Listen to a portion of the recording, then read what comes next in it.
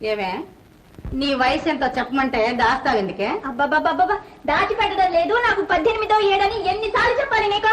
సేయ్ నీలంటాళ్ళని ఎంతమందిని చూసుంటానే. నీ వయసు 18 ఏళ్ళ. నీ యాసాలు నా దగ్గరంటే నిజం చెప్పే రాస్కల్. నీకు 30 ఏళ్ళకి తక్కువ ఉండవే. నాకా 30? అవునే. నీలా ముసల్దాని అనుకున్నావా? నేనే ముసల్దాన్ని. పండు ముసలి. ఒసేయ్ ముసలి గిసలేనంటే పళ్ళు రాలబడతాను రాస్కల్. ఏడ్చా ముందు నీ పళ్ళు రాలకుండా చూసుకో. అసలే ముసల్దాని. ఒసేయ్ నేను ముసల్దాన్ని కాదే, చూడటానికి ఇట్టున్నా గాని నా వయసు 25 ఏళ్లే. ఆ మాటకొస్తే నీకంటే 5 ఏళ్ళు చిన్నదాన్ని.